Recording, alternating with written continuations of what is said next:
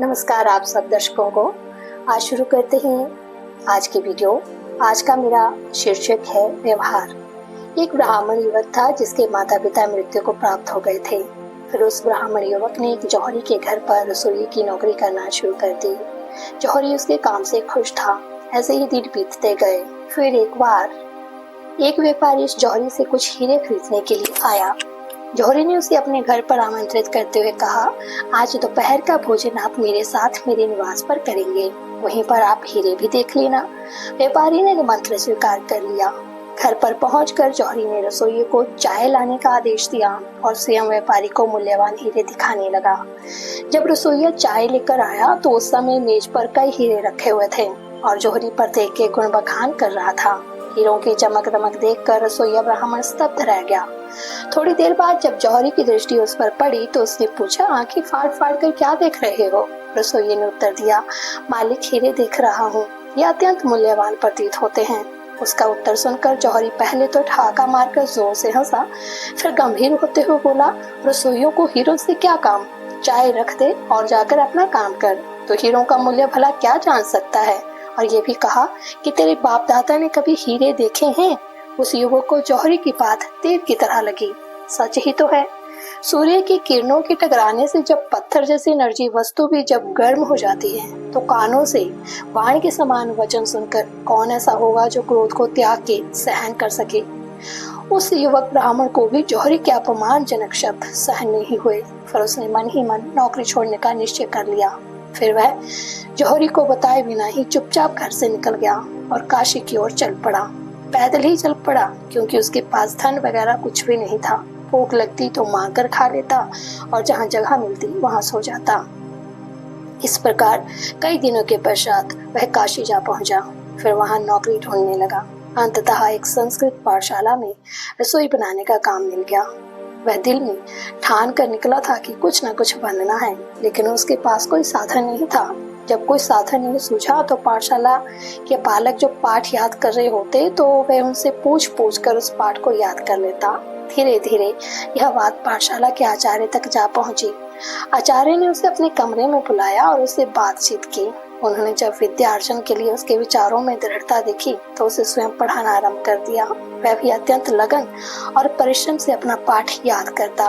उसकी लगन और परिश्रम का परिणाम ये निकला कि कुछ ही वर्षों में वह संस्कृत का बहुत बड़ा पंडित बन गया। फिर वह भारत में भ्रमण करने लगा। जिस नगर में वह जाता उस नगर में उसका बड़ा आदर सम्मान होता। राजाओं ने उसे अनेक प्रकार की जवाहरात, मणि और माणिक्य भेंट किए। अंततः घूमते घूमते वह उसी नगर में जा पहुंचा जहां वह पहले नौकरी करता था। फिर जब वह जौहरी से मिलने के लिए उसके घर पहुंचा तो उसे पता चला कि वह जौहरी अब उस घर में नहीं रहता। उसके काशी चले जाने के कुछ समय के उपरांत ही जौहरी को व्यापार में बहुत घाटा हुआ और उसका दिवाला निकल गया। अब वह एक छोटे से मकान में अत्यंत कठिनाई से दिन काट रहा है। फिर पंडित जी पूछते पूछते जौहरी के उस छोटे से मकान में पहुंच गए। पहले तो जौहरी ने पंडित जी को नहीं पहचाना, परंतु जब पंडित ने अपना परिचय दिया तो जौहरी ने पश्चाताप करते हुए कहा कि मुझे अपने व्यवहार पर बाद में बहुत खेद हुआ, परंतु जब तक तुम मुझे मिलते तब तक तुम जा चुके थे। मैं तुम्हारी बहुत खोज करवाई परंतु कहीं भी तुम्हारा पता नहीं चला। और फिर पंडित जी ने अपनी बात जौहरी को सुनाई। फिर पंडित जी ने कहा कि अब आप उन बातों को दिल से निकाल दीजिए क्योंकि उन बातों से मेरी कोई हानि नहीं हुई है और अगर आपने मुझे वह शब्द नहीं कहे होते तो आज मैं इस पद पर नहीं पहुंचता। ये कहकर पंडित जी ने बहुत से हीरे जवाहरात जौहरी के आगे रखते हुए कहा कि आप इनसे पुनः व्यापार आरंभ कीजिए, प्रभु की कृपा से सब ठीक हो जाएगा। पहले तो जौहरी नहीं माना, परंतु जब पंडित जी ने बार बार आग्रह किया तब फिर जौहरी ने उसकी बात मान ली। उसने फिर से अपना व्यापार आरंभ किया और अपने पुराने अनुभव के आधार पर बहुत बड़ा सेठ बन गया।